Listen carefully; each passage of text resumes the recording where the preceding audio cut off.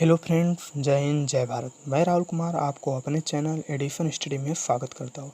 Friends, मेरे द्वारा एक कविता रचा गया है जिसे मैं आपको सुनाने वाला हूँ। इस कविता को सुनने के पश्चात आपको भारतीय होने पर गर्व होगा। यह कविता जलियांवाला बाग हत्याकांड से संबंधित है।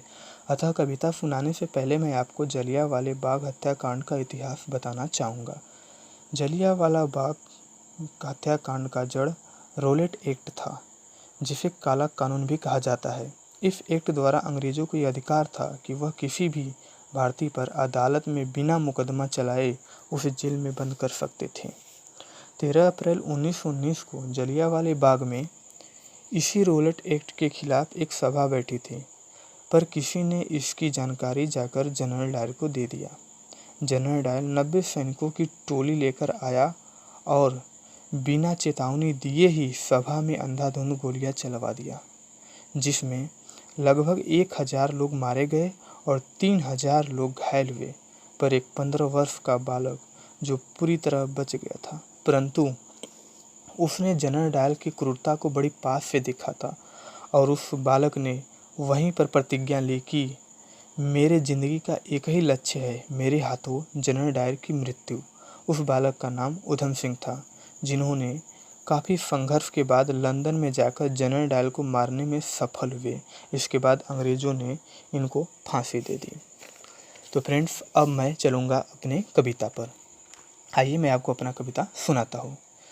लेकर आया जनरल डायर 90 सैनिकों की टोली, बिना चेतावनी के बोल दिया चलाओ इन पर एक साथ गोली। भागने का कोई ना था राह या पतली कोली, क्योंकि द्वार पर ही खड़े होकर सैनिक चला रहे थे अंधाधुंध गोली। कुछ के तो प्राण पखेरु उड़ंत उड़ गए, तो कुछ जीवन के मध्य भाग में ही झूल गए। कुछ ने तो पास की कुएं में कूदकर अपने जीवन लीला समाप्त की। जनरल डायर ने निर्दोष भारतवासियों पर नीचता के हथियारों से आघात की। जलियांवाले बाग में चारों तरफ केवल लाशों का ढेर बिछा था। उन्हीं के बीच में उधम सिंह नाम का एक शेर बचा था, जिसने जनरल डायर को मारने की प्रतिज्ञा की। उसी के देश लंदन में घुसकर उसकी हत्या की। ऐसे निडर शेर भारत की पवित्र धरती पर ही पैदा होते हैं, तभी तो हमें खुद को भारतवासी कहने पर गर्व होते हैं। राजगुरु सुखदेव और भगत सिंह ने भी दिखाया अपना दम। चौरी चौरा कांड किए और फोड़े असेंबली में बम। अंग्रेजों के हवाले किए खुद को खुद से, फांसी देने के लिए बोले खुद के मुख से। 100 आएंगे हमारे जैसे क्रांतिकारी, जब हम मरेंगे वो तुम सब अंग्रेजों से तनिक भी ना डरेंगे।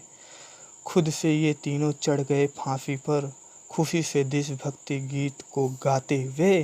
अंग्रेज को भी बहुत आश्चर्य हुआ ऐसे देशभक्त भारतवासी को देख पाते हुए। धन्यवाद। जय हिंद जय भारत। वंदे मातरम।